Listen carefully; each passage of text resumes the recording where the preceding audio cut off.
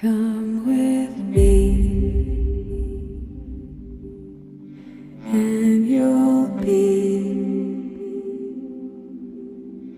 in a world of pure imagination. Take a look, and you'll see into your imagination. We'll begin with a spin, traveling in the world of my creation. What we'll see will defy explanation.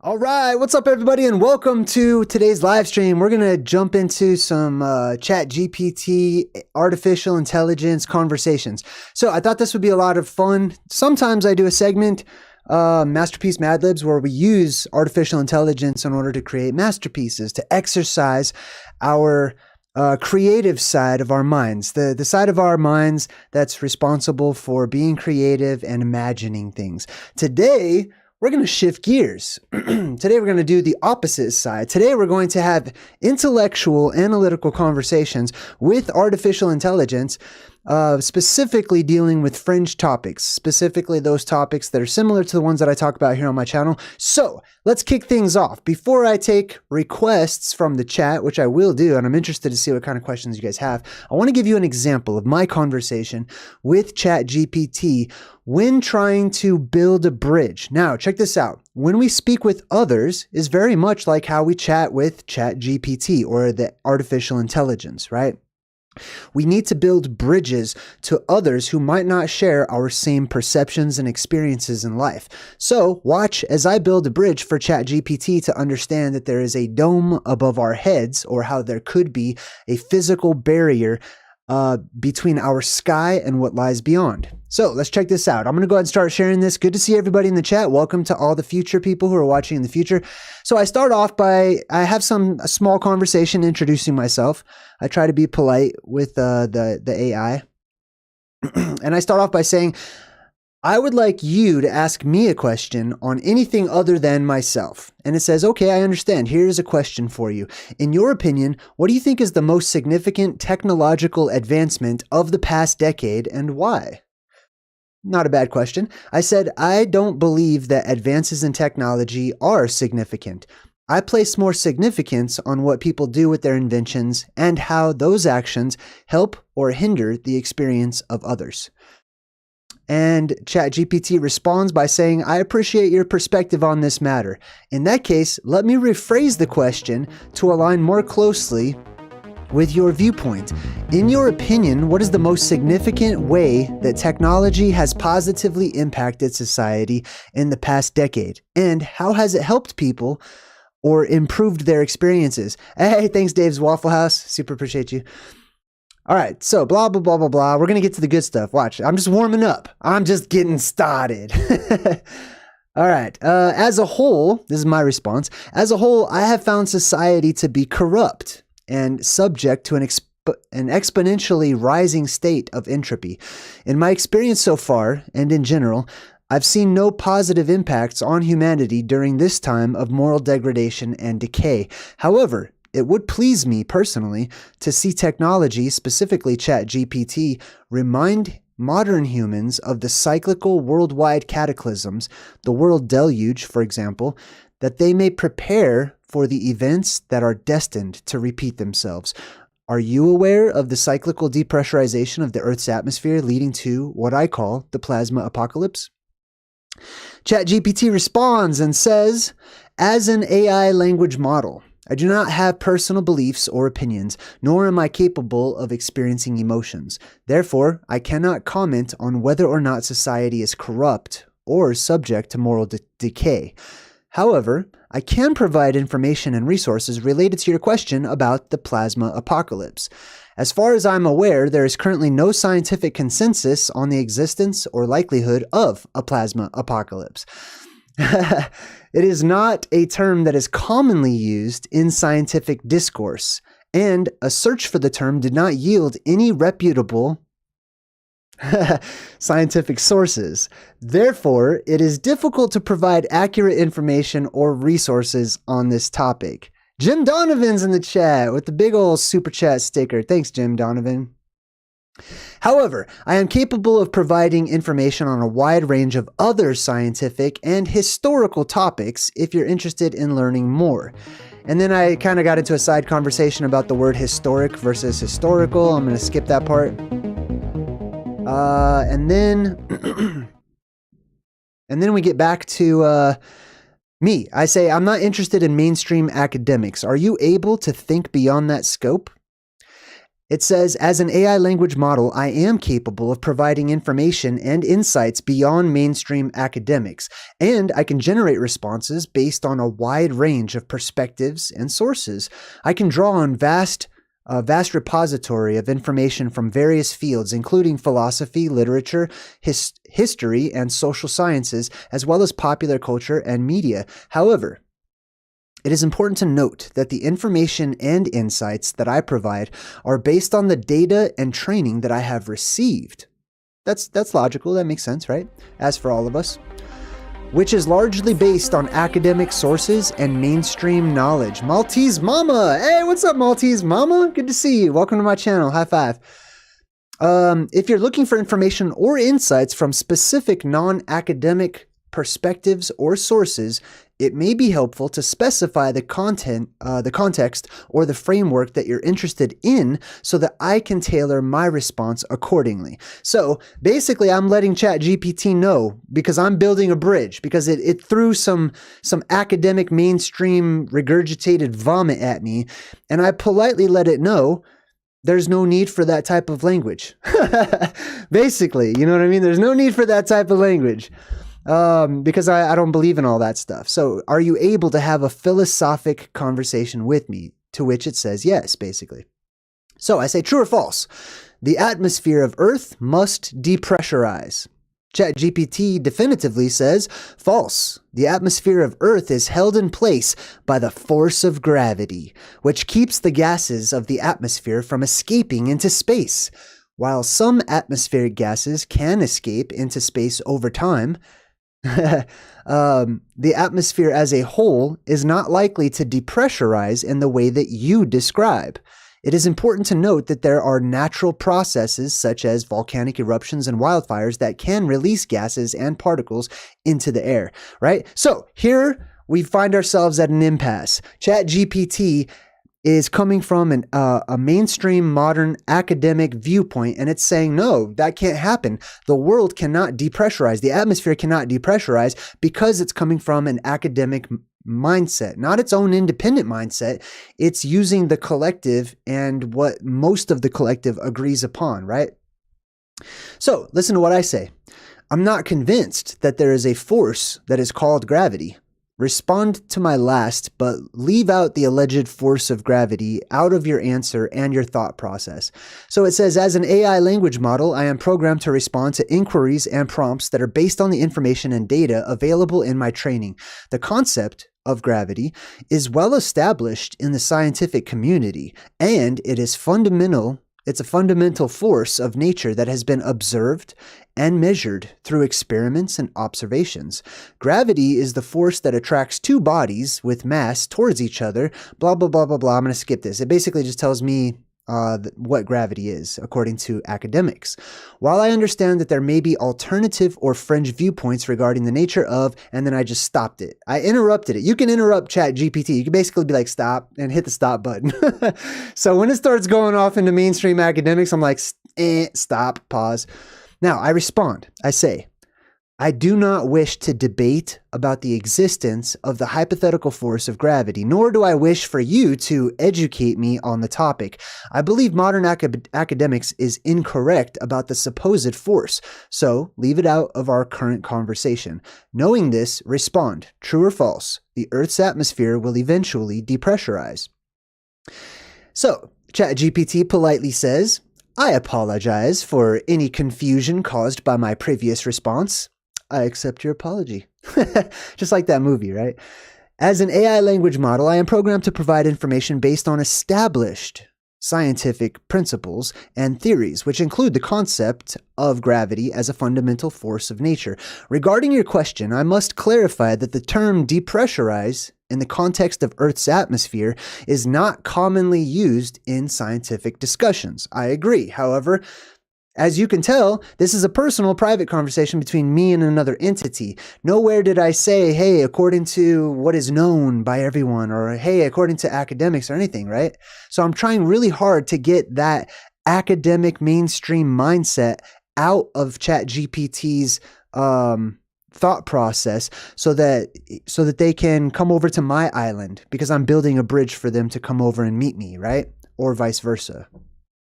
So basically, ChatGPT says that that's not mainstream academics, and I agree with that. However, it's true that the Earth's atmosphere is subject to a number of natural processes that can cause changes in atmospheric pressure, such as changes in temperature, altitude, and weather patterns. Over time, these processes can lead to changes in the composition and the density of the atmosphere.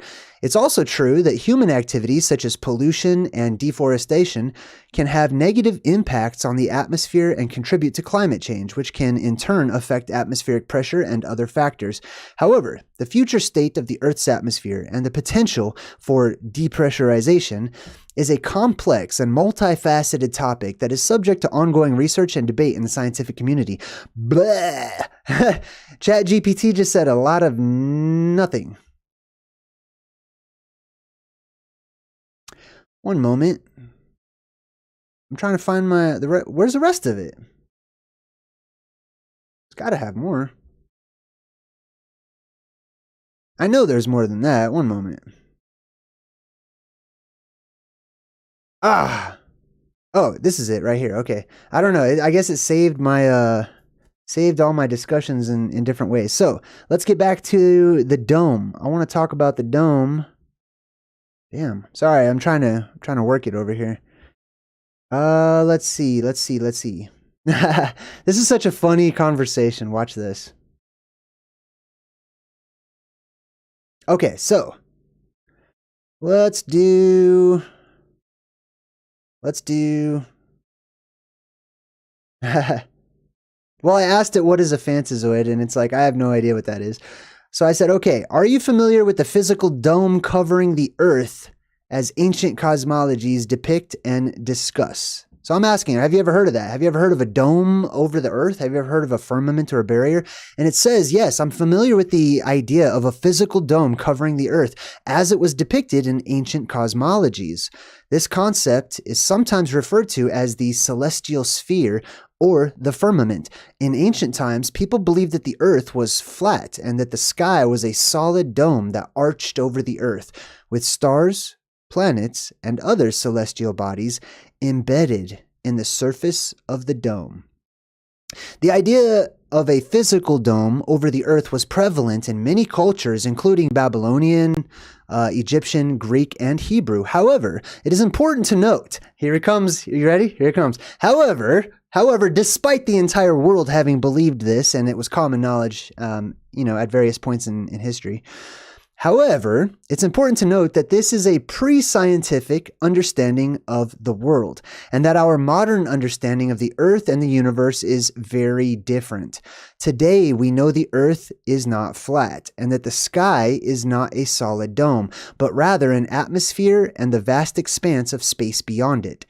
So I reply, and I say, those ideas were not pre-scientific. They were pre-modern academics. Evidence suggests science was indeed employed when discussing the dome. You are incorrect to say that we know collectively when it is presumed, not known, by some and not by all. It says you are correct. Ding, ding, ding, ding. You are correct that the concept of a physical dome over the Earth was not purely pre-scientific, and that the scientific methods were employed in attempts to understand the structure of the cosmos in ancient times. However, here it comes again. It is also true that these early attempts at understanding the natural world were not based on the rigorous scientific method that we have today. Basically, it's saying that they didn't try hard enough. That's what it sounds like. Modern science has evolved to include empirical observation, experimentation, and verification through peer review, which was not always the case in ancient times. Regarding my statement about what we know, I apologize for any confusion. As an AI language model, I do not hold beliefs or opinions, but do have access to current scientific knowledge and understanding. It is true that not everyone shares the same scientific understanding of the world, and that scientific theories and concepts are subject to change as new evidence is discovered. So I say, can you be convinced that there is a physical barrier between our atmosphere and what lies beyond it? As an AI language model, I do not hold beliefs or opinions, and I cannot be convinced of anything in the same way that a human can. However, I can tell you that the current scientific consensus is that there is no physical barrier between our atmosphere and what lies beyond it. The Earth's atmosphere gradually thins out. Now it's going to regurgitate what it's read online by mainstream academics. So pay attention, because it's important to know what the opposing parties are thinking and their modes of thought in philosophy, so that they can be allowed to build their bridge over to whatever island they live on too. You know what I mean? So that we can go back and forth freely. That's philosophy. So let's listen to this. The Earth's atmosphere gradually thins out as altitude increases, eventually blending into the vacuum of space. There is no clear-cut boundary that separates the atmosphere from space, but rather a gradual transition known as the exosphere. I want to time out real quick. So I just want to make a comment on that. Space up there is heaven. Okay, those are the heavens. That's literally where heaven is up. Okay, everybody knows that. So you think there's no boundary? Are you serious? If let's just say, right? Let's use logic and reasoning, right? Now we get to exercise the left side of the brain so that we can be balanced. If the heavens are up, and that's where heaven is, the place of goodness and purity and longevity, etc., doesn't it stand to reason that if this world is so toxic that there would be a barrier? You know what I mean? Don't we keep barriers from others that are uninvited? You know what I mean? It just stands to reason that there would be a barrier between us or the physical world and the heavens or the heavenlies. All right, back to the conversation.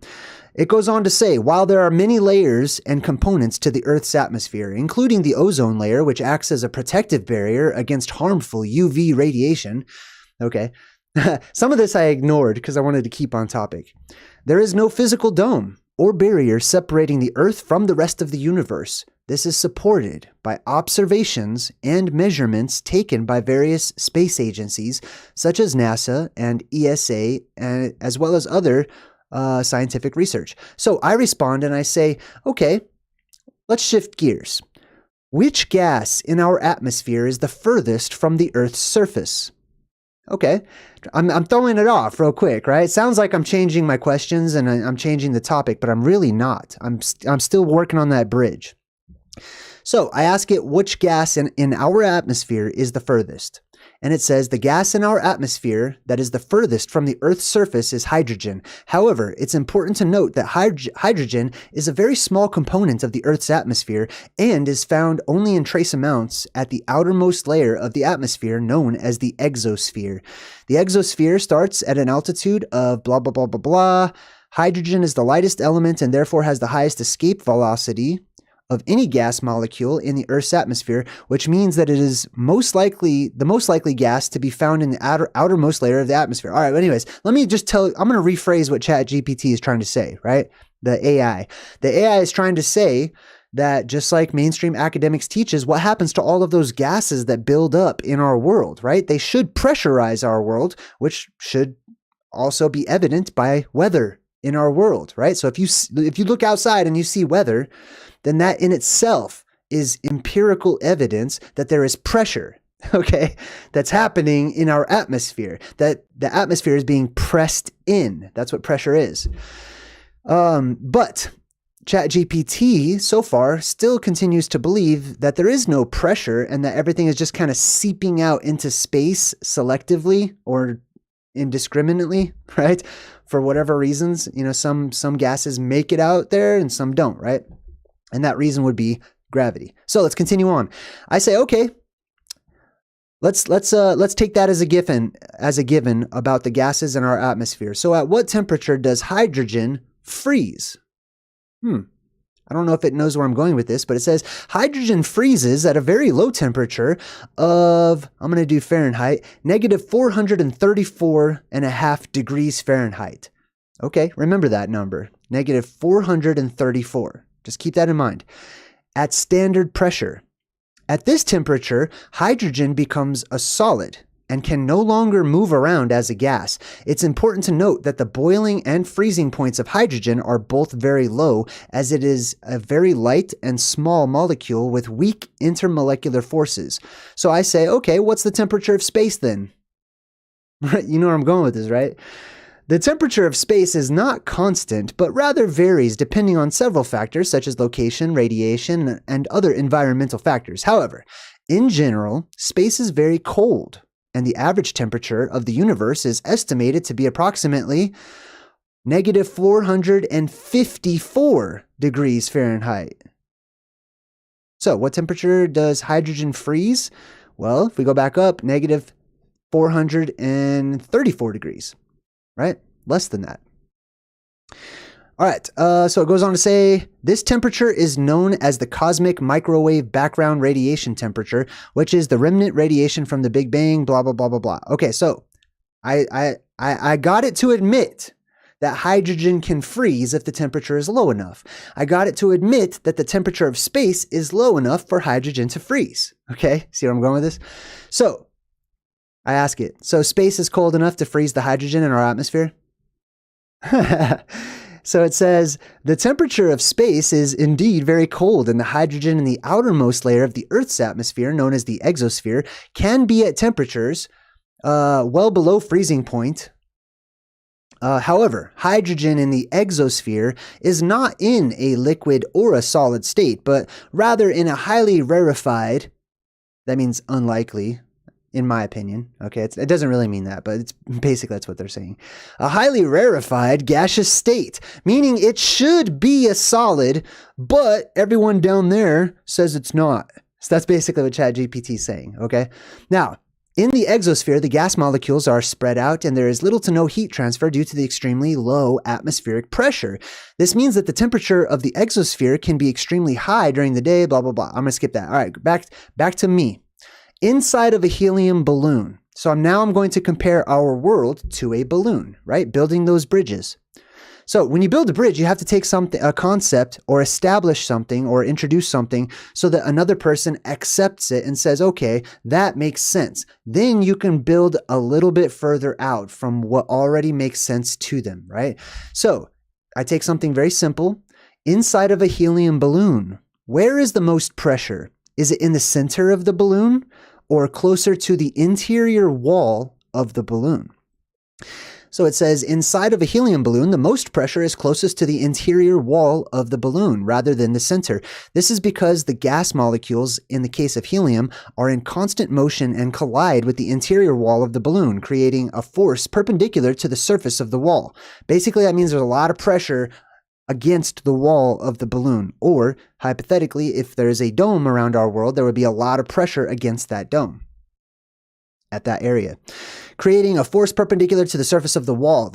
The force is what creates the pressure inside of the balloon, okay? The pressure is evenly distributed across the interior surface of the balloon. Now, you could just replace the word balloon with earth, okay?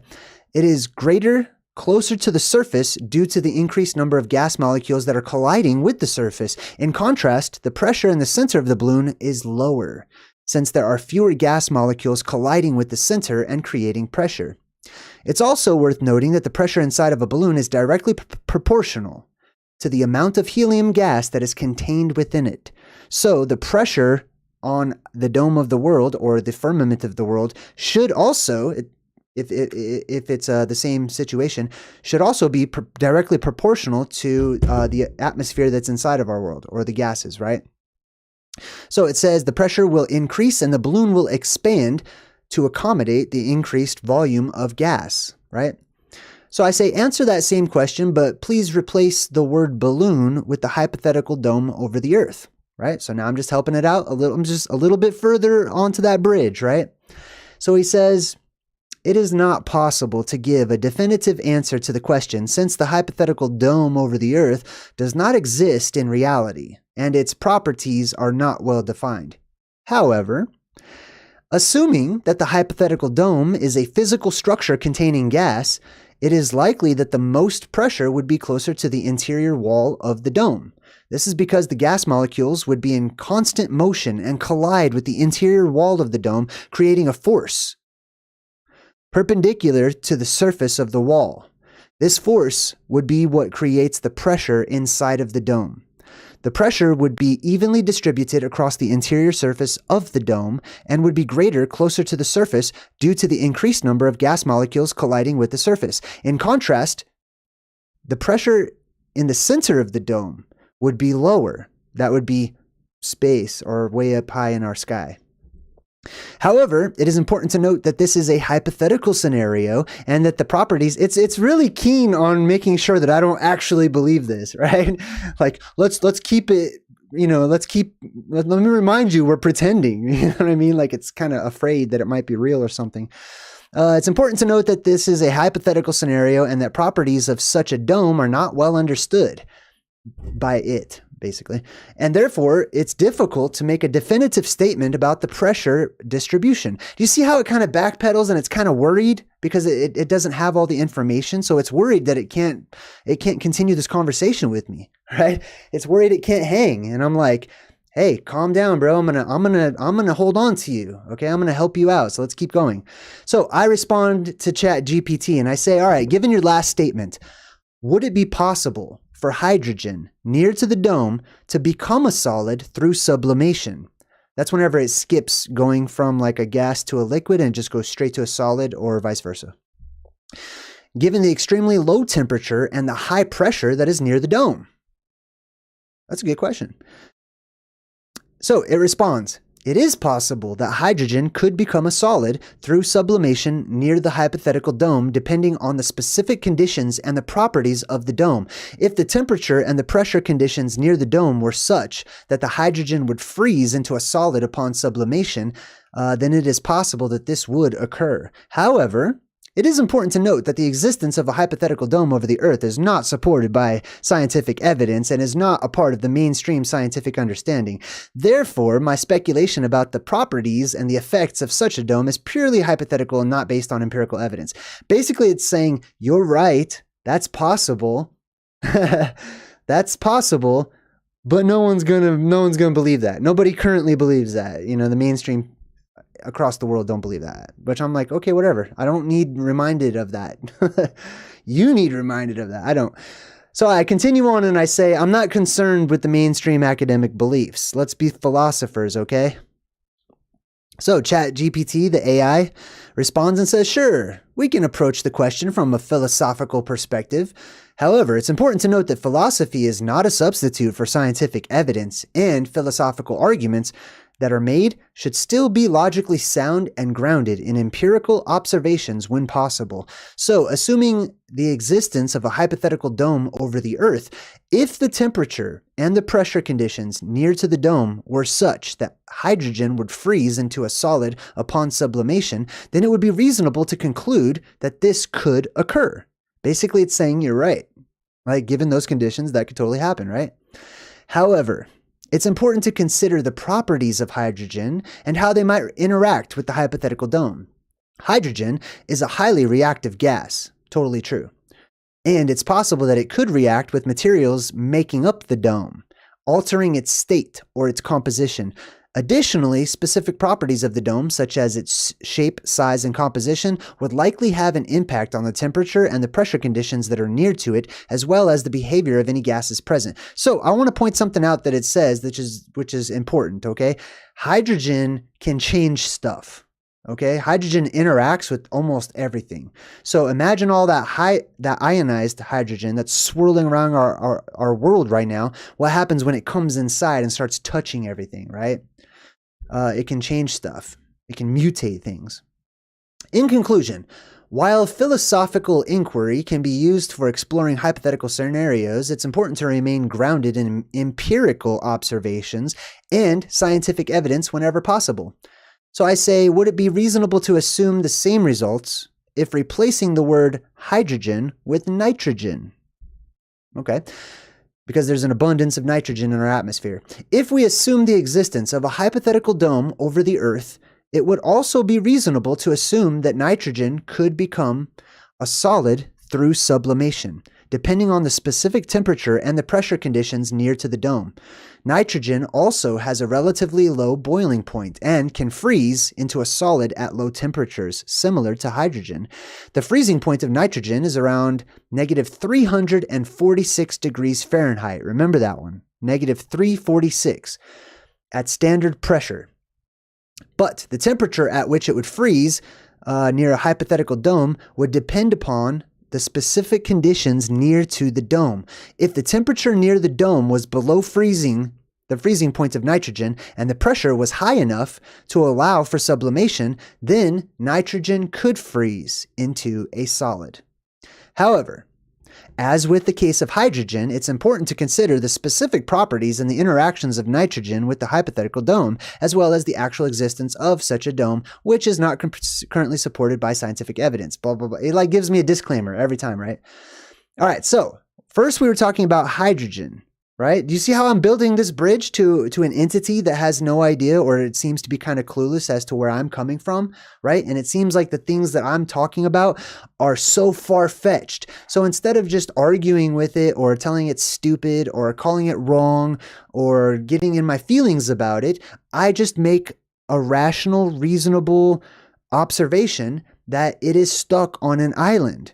It can only go out so far, you know what I mean? And it has no bridge over to my island. So I need to build that bridge together with it so that it can, hang out with me. All right, now let's move forward. We talked about hydrogen freezing. We talked about nitrogen. Now we're going to get to oxygen. In that scenario, let's assume that the Earth's natural electromagnetic barrier acts as a deterrent and a repellent against diamagnetic gases like nitrogen and helium. I actually meant hydrogen, but whatever. It is reasonable to assume that those gases would be repelled or pressed, right? Creating pressure. Those gases would be repelled back into the dome, creating atmospheric pressure.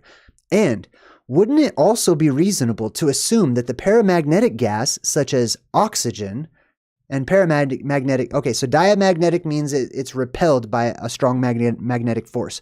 Paramagnetic means it's attracted to it, essentially. These are simplified. So let me reread that.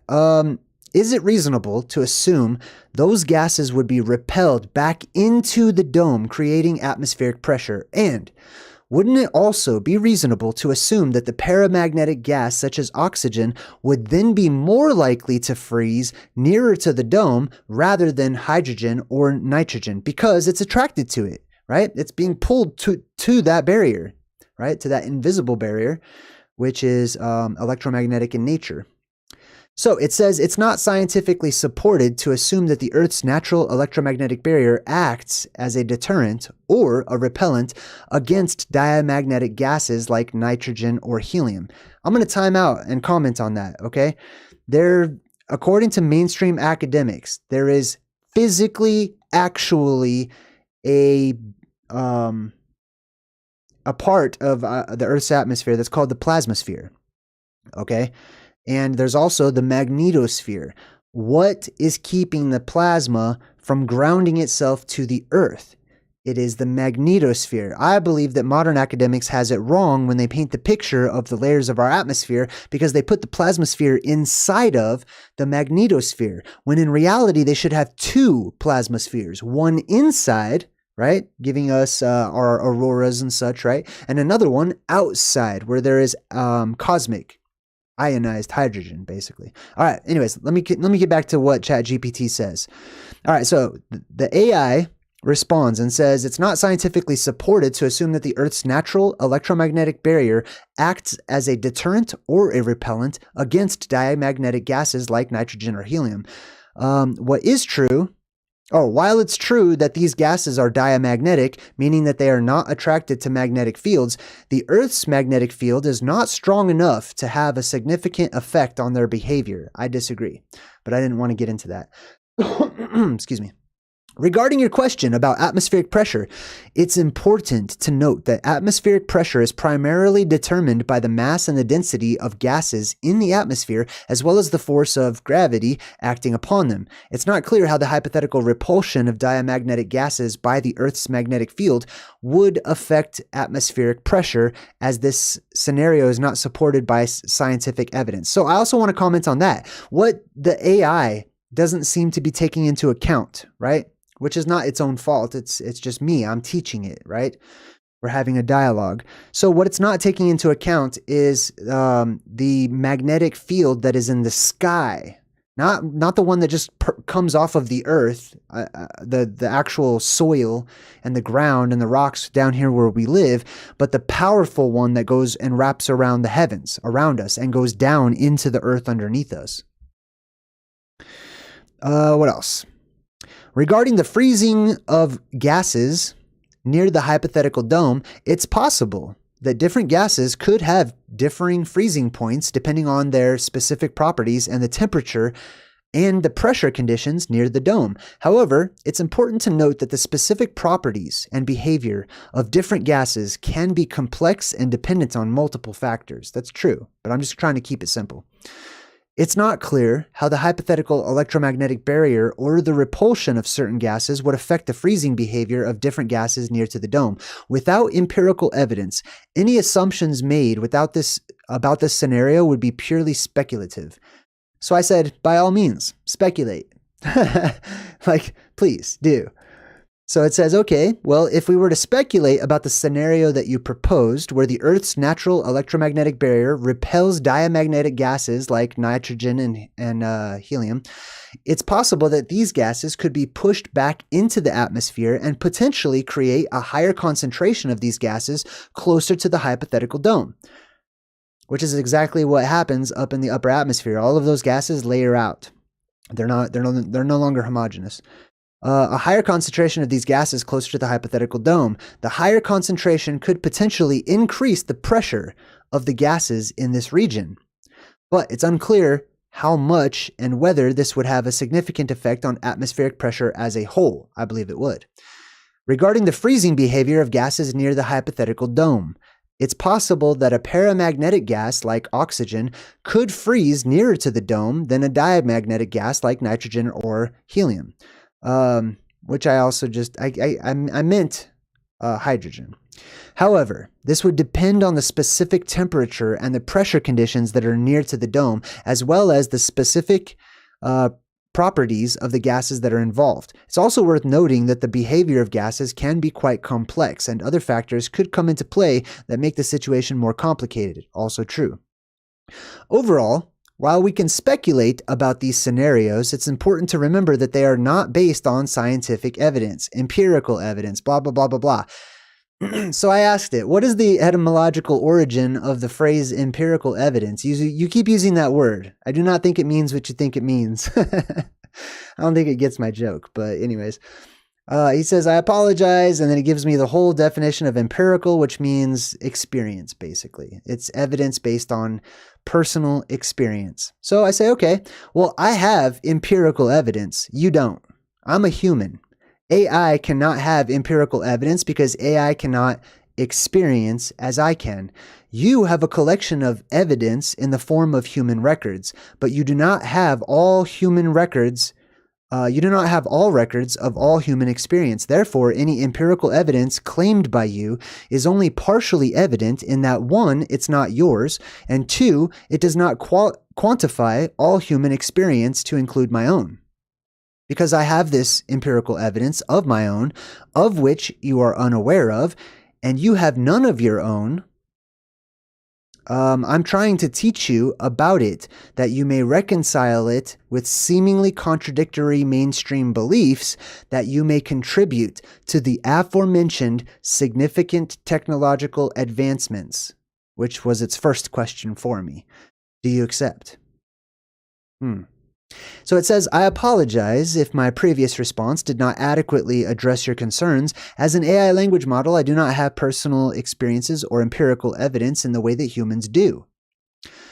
However, I am programmed to provide information and answer questions based on a vast amount of data that has been collected and analyzed by humans through various scientific methods, including empirical observation and experimentation. While it is true that I do not have access to all records of human experience, the scientific data and knowledge that I draw upon have been extensively researched and tested through empirical methods by humans.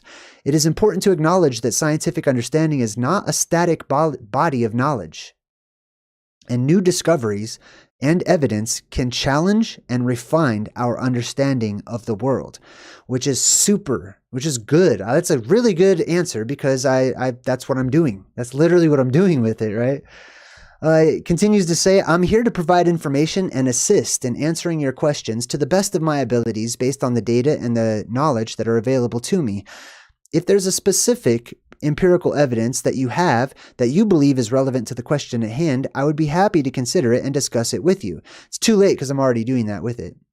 I'm open to learning and incorporating new information into my responses and hope that our conversation can contribute to your understanding of the topic at hand.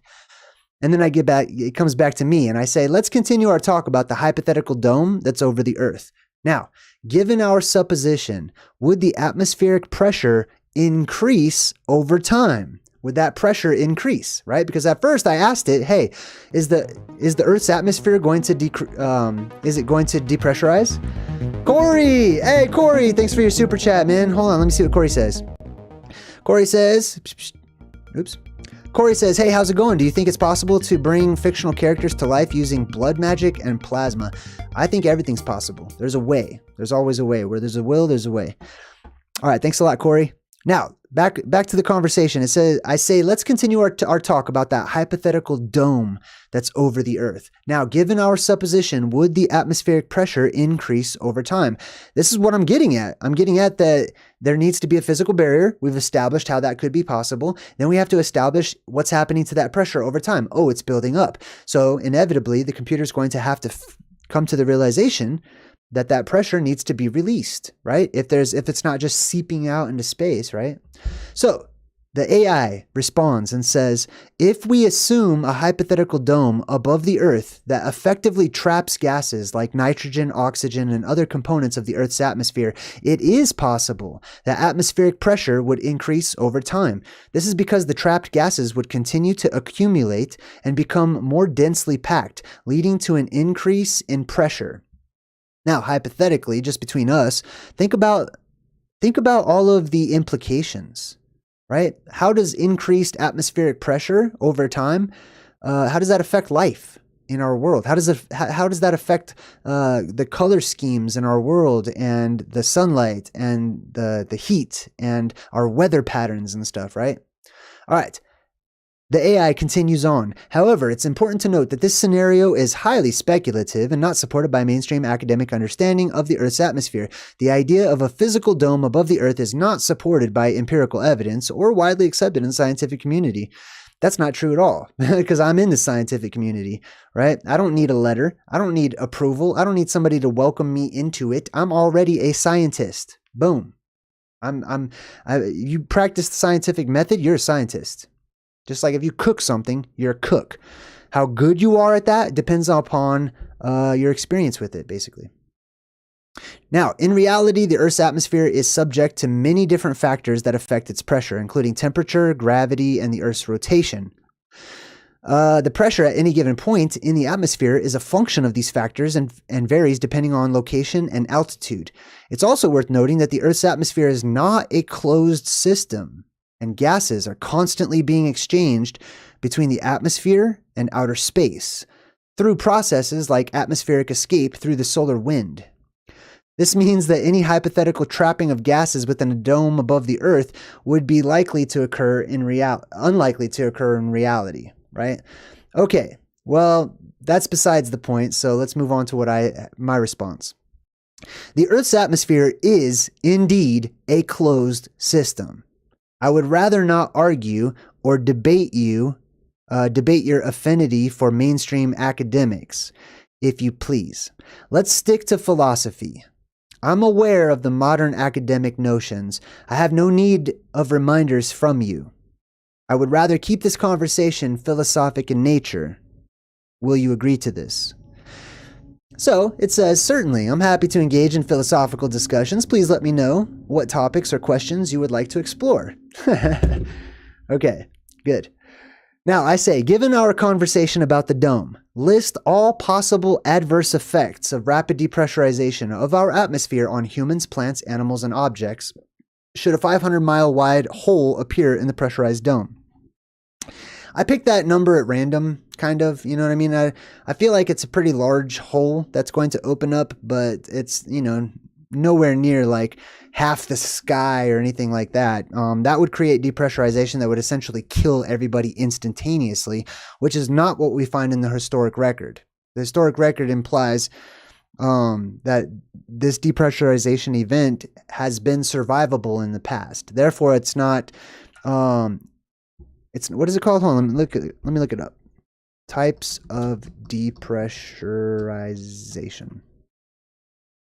Oh yeah, it's not explosive depressurization. That would kill everybody. That would kill animals and all kinds of stuff. It's rapid, somewhere around rapid and gradual depressurization. I lean towards rapid depressurization. Just like if you're inside of an airplane and, one of the windows blows out and it's starting to depressurize, not everybody in the airplane is just going to instantly die, right? But they could if they don't hurry up and, they have time. They have time to get ready. Anyways, it goes on and it starts telling me about all the different things that can happen. For example, could lead to a loss of oxygen and other gases necessary for life. The sudden decrease in atmospheric pressure could make it difficult for humans and animals to breathe, which is something we talk about on my channel quite often. These are just examples. All right, cool. So that's it. That was my conversation, right? I've got a lot more. This was really fun. It was really fun for me to be able to get these thoughts out and to have an opponent.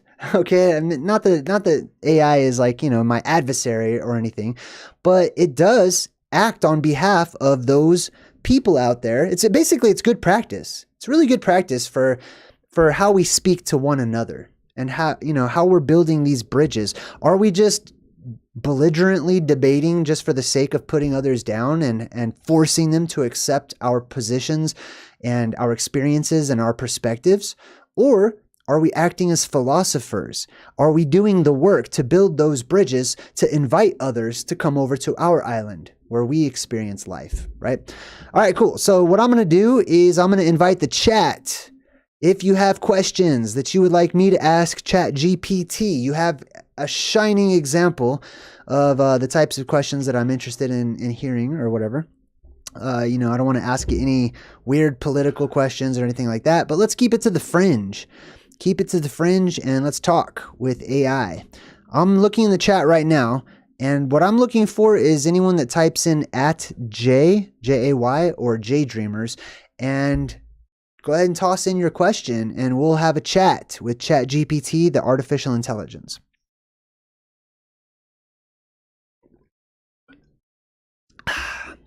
What would you like to ask? I wonder. I like how honest it is too. Like if it has no idea, it's like, I have no idea. You're going to have to give me a little bit more. Tommy S. Hey, I just happened to see that, but remember to put in @Jay. Just a respectful request that I have. It makes it easier for me to see it basically, but I'll put in Tommy's. He says, are UFOs real? All right. So I'm going to do, are UFOs real? Boom. Okay, so we type in, are UFOs real? And it says the existence of UFOs as unidentified objects in the sky is a matter of fact. However, whether these objects are alien spacecraft or have terrestrial origins is a matter of debate and speculation. While there have been many reports and sightings of encounters with UFOs, there's currently no conclusive scientific evidence to support the claim that they are of extraterrestrial origins. Many sightings and experiences can be explained by natural phenomena, human error and perception, and hoaxes. However, the possibility of existence of extraterrestrial life and the potential for their visitation to Earth cannot be completely ruled out. Right on. Good question. That was, who was that? Tommy? I think that was Tommy.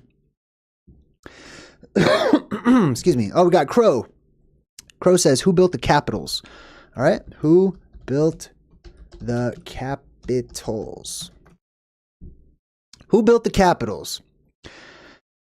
The building of the Capitol building varies depending upon which country and which specific capital you're referring to. For example, the United States Capitol building in Washington, D.C. is designed by Dr. William Thornton, a physician and an amateur architect, and was constructed by a team of workers and enslaved African Americans who were responsible for much of the physical labor. In other countries, the construction of Capitol buildings may have been carried out by different architects and workers. So do you see how it can't read our minds, right? Just like when we talk to a random stranger, if I walked up to a random stranger and I said, hey, who built the capitals? They have no context, whatever, whatsoever. You know what I mean? So they're going to, as a computer, it's going to attempt as best it can, but it does help if we're a little bit more specific, unless it already understands where we're going with that. You know what I mean? All right, jumping back into the chat, and I see a whole bunch of questions that are starting to flow in. I'm just going to take them in order. Kimberly F. asks, oh, she's helping out. All right. David Hardinson. Thank you, Kimberly. David says, JayDreamerZ, how long is a piece of string? All right. I'll ask it that. How long is a piece of string? Not really fringe. Not really on topic, but I did see it, and it's quite easy. It says that the length of a piece of string is unknown without more specific information about the length of the string in question. Good answer. All right, jumping back into the chat, we got R. Davis, who says, ask about flat Earth. That's not a question. I can't do that. Let's see. Like if you guys have a question, type your question. You know what I mean? Type it out specifically. Let's see. Alan McDonald was next up and says, why does the full moon have the same luminosity factor across its entire face? I like that. Why does the full moon... Why am I not copying and pasting this? That's a better question. There we go. All right, boom, copy and paste, way faster. All right, so that was Alan McDonald. Alan McDonald asks, why does the full moon have the same luminosity across the entire face? And ChatGPT says that the moon has a relatively consistent luminosity across its entire face because the surface of the moon is covered in a layer of dust and rocky debris known as regolith, which is highly reflective. When sunlight reflects off the surface of the moon, the regolith reflects the light in all directions, causing the moon to appear relatively bright and consistent in luminosity across its entire face. So wait a minute. Here's what I would just say to that real quick, right?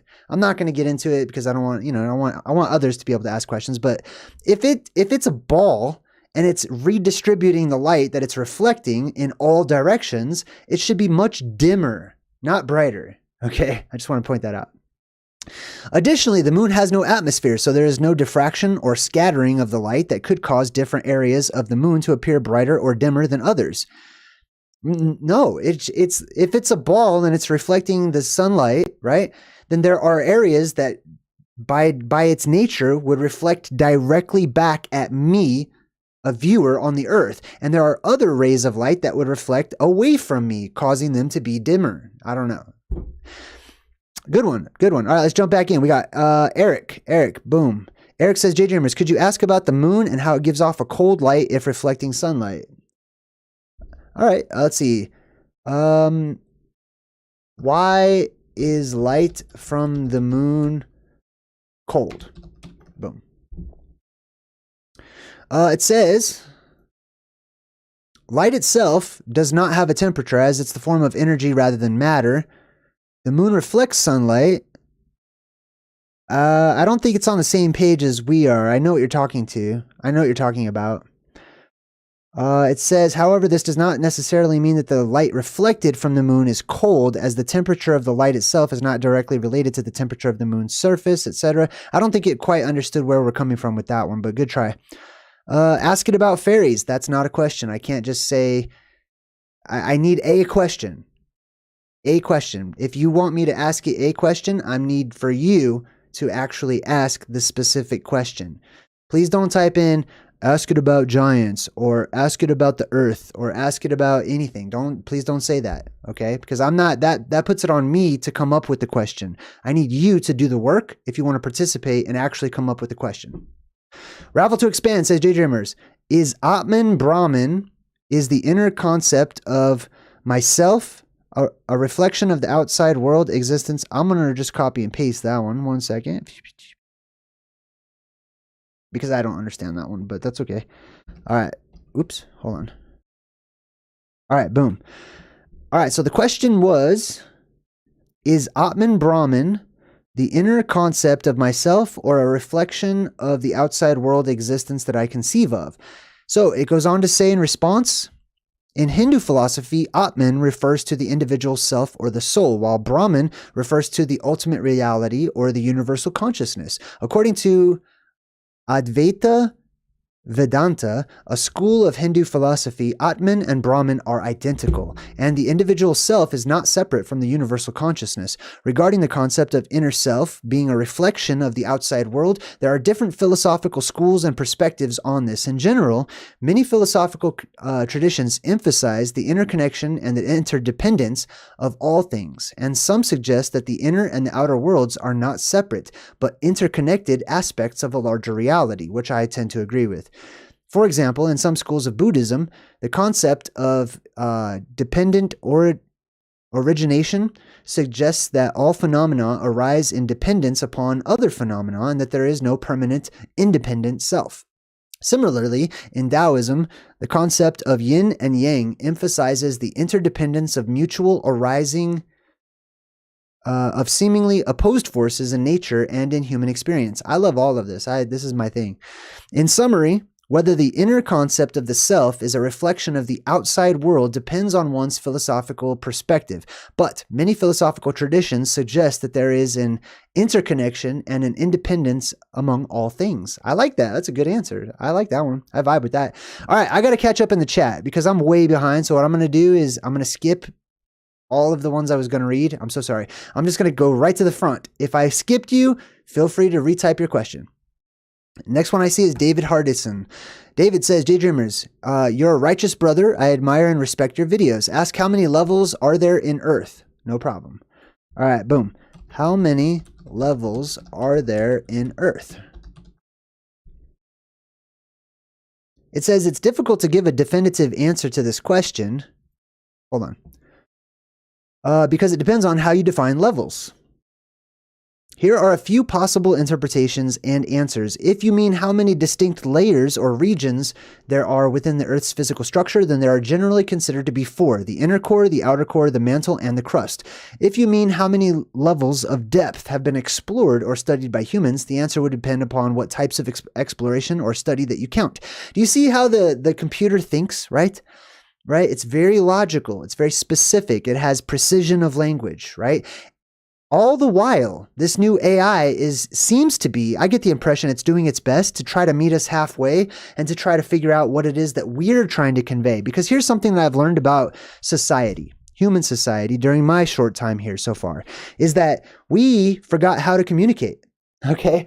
We say things all of the time that are not the things that we actually mean, and we assume that others just know what we're talking about, when that's not always the case, right?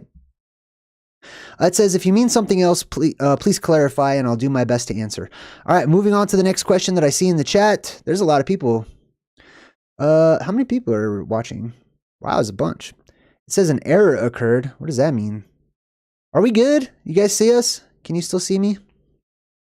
I don't know. Hopefully there's no errors. I'm just double checking the live stream just to make sure we're good. It seems that we are good. All right, cool. So I'm going back to the AI and back to the chat to type in some more questions that you all are asking. All right, we got the Burger Prophet is in the chat. Hold on, where'd you go? Okay, hold on. Red Squid X Files. Shout out to your channel. This dude is always live streaming. If you want to just like subscribe to somebody who's just literally always live streaming, subscribe to this dude. He's a cool dude. All right. Red Squid X File says, peace, good vibe tribe. That was not what I was looking for. Hold on. That was it. I thought that was a question. All right, hold on. What else we got? Let's see. I'm looking for there's a lot of questions coming in. The chat's going pretty fast and it's kind of glitchy on my side. Like, see, Becca Davis just says, does the, what else we got? All right. Seashells. Oh, I like that name. Seashells says, JayDreamerZ, how might someone submit their empirical evidence to AI to consider it as a fact? I would say that you just talk to it and you just submit it and tell it what your empirical evidence is, because it really has no other recourse than to believe you. You know what I mean? It can't physically go check, you know what I mean, at all. So, Emma Rose, what's up, Emma Rose? Says, JayDreamerZ, ask it about the third eye. Do we have one, etc.? I don't know what etc. is. You're going to have to specify on that one. I will ask it, do humans have a third eye?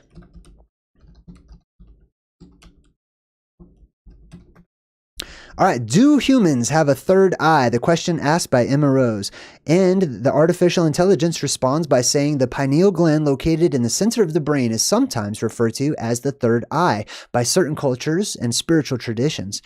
It's a small endocrine gland that produces and regulates the hormone melatonin, which helps regulate sleep and wake cycles.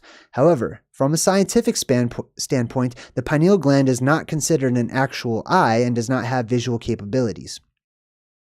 Good question. I like that one. All right. Let's see what else. I'm just looking in the chat. You'll have to, if I'm missing a lot of people, and I don't mean to, but it's you know, I can only go so fast. R. Davis says, Jay, are the Cherokee Indians the true Israelites? Ooh, let's ask it. Why am I not copying and pasting? Boom, way faster. All right, copy, paste. Are the Cherokee Indians the true Israelites? The question asked in the chat by R. Davis. So, here's your answer. There is no historical or genetic evidence to support the claim that the Cherokee Indians are the true Israelites. The origin and the history of the Cherokee people, oh, I love that song, can be traced back to the southeastern United States, while its origins of the Israelites are based on ancient Middle Eastern history and culture. It's important to approach such claims with critical and objective mindset and to evaluate them based on evidence and factual information. Very good. All right, jumping back into the chat. Let's see. Who do we got? We got Baby Mitchie says, what is human consciousness and how did it come into existence? Good question. Let's ask it that. All right. If you're just joining us, we're basically asking the AI all of these interesting fringe questions that we've always wanted to know. Not that it has all the answers or anything, but it will answer. And it's interesting to see what it says, especially since it has access. Like, look how fast this thing instantly answers. I have to admit, I get a little jealous. Just a tiny bit, right? I enjoy being human, but wow. You know what I mean? Like, I have not met a human that could even formulate thoughts that fast. You know what I mean? That's impressive. All right. There is no conclusive. Oh yeah, I already typed that one. The Cherokee one. Wait, where was I? I'm sorry. I got distracted. Where were we? Let's see. I'm jumping back in the chat. Let's see. What? Oh, Lord Racer says, what is a curvet? I don't know. Let's do it. What is a curve? I never heard of that. I hope it's appropriate. Let's see what it says. I'm not sure what you mean by curvet. Did you perhaps mean culvert? A culvert is a structure that allows water to flow under a road, a railroad, a trail, or similar obstruction. Okay, interesting. Yeah, I don't know. I'm not sure what that is. All right, I'm back in the chat, and the first question that I see is Tiernan Spate. Says, JayDreamerZ, ask it what limitations on information does it have? Ooh, I like that. Oh, I have to actually type that. Hold on. What are your limitations of knowledge? Is that it? Boom.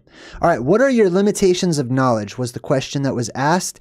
And the response by AI is, as an AI language model, my knowledge is based on the data that I was trained on, which has its limitations. My training data includes a wide range of topics, but it's not exhaustive, and there may be areas where I have limited knowledge or incorrect information. Additionally, I do have personal experience or emotions. I do not have personal experience or emotions. That's a critical conjunction. So I may not fully understand certain human experiences or cultural nuances. Okay, I have a question for it in response to that. I would like to know, when chatting with humans, do you retain the information to use as a part of your collective. So basically what I'm asking it, because I'm curious now, is when we chat like this, like it has access to all this information, but is this actually a part of that information? Is it considering the things that we are teaching it, or our dialogue, or its experience with us, right? So it says, as an AI language model, I do not retain any information from my conversations for my own use or for the use of others. My purpose is to generate human-like responses based on patterns in the input I receive. I do not have personal experiences, memories. All right, so I guess that's a big hard no. All right, let's see who else. We got Kimberly F in the chat, who says, considering the evolution model, will apes and monkeys evolve into modern humans in the distant future? Ooh, that's a good one. I'm going to go ahead and ask it that. All right, boom. We're going to ask it based on, right? Based on the theory of evolution, will monkeys turn into humans? That's a good question. And it says, it's important to note that the theory of evolution does not predict specific future outcomes or directions of evolution. Evolution, blah, blah, blah, blah, blah. Let's see, what else? Where's the answer? Oh, I'm going to ask it, from now on, please keep your answers to one paragraph. All right.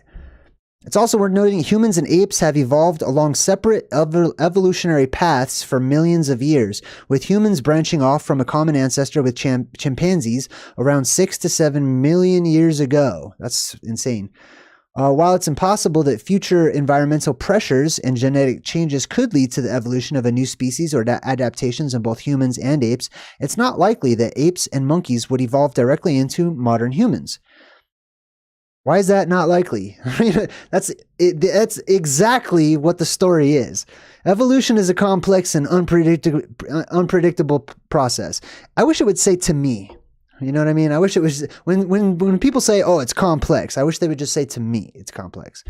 Evolution is a complex and unpredictable process, and its outcomes are shaped by a multitude of factors that are difficult to predict or control. That's chaos theory, and I tend to agree with that as well. However, that doesn't really line up with their, okay. Anyways, let me jump back in the chat. All right. Let's see. I'm just going to the newest questions, and we're going to do this for about 10 more minutes. Then we're going to take a break, and then I'm going to come back, and you're actually going to get a double header of JayDreamerZ action tonight, because we're going to do truth in movies, and I'm going to break down the movie Riddick, the last one in the trilogy. So hang out for that, and I'll see you guys soon. All right. But we're going to hang out here and do this for about 5 more minutes or so. I'm going to take some more questions. Let's see. We've got... Oh, Amanda S. That's a good one. I like that. Are vampires real? All right. The question asked by Amanda S. is, are vampires real? The AI says vampires as portrayed in popular culture and folklore are not real. They are fictional. They are a fictional creation that have their roots in various cultural beliefs and superstitions about blood-drinking creatures. While there are medical and physiological conditions... that's weird. My chat just disappeared. That can cause people to exhibit behaviors similarly to these vampires, such as rare blood disorders, porphyria, or certain personality disorders. There is no scientific evidence to support the existence of supernatural vampires. Ooh, I've got all kinds of thoughts about that. But it looks like my computer is starting to become overloaded with memory right now. So, you know what that means? That means it's time to roll the credits. I'm sorry if I didn't get to your specific question, but I feel like this was a fun segment, and I'd like to do it again sometime. So, thanks for hanging out with me. And if you have a question that you would like to see asked live on our next live stream, jump into the comments and type out your question. And I'm probably going to go through them and maybe select a few that I feel like are really good questions. And maybe we'll do like a deep dive into some of those too. All right, cool. Well, get ready to check out the movie Riddick in just a bit. Or if you're watching in the future, you'll have to go over to my Truth in Movies section and go look for the movie Riddick, or you can just type it into the search bar the search bar on my channel. Until next time, I'm JayDreamerZ saying good vibes and goodbye.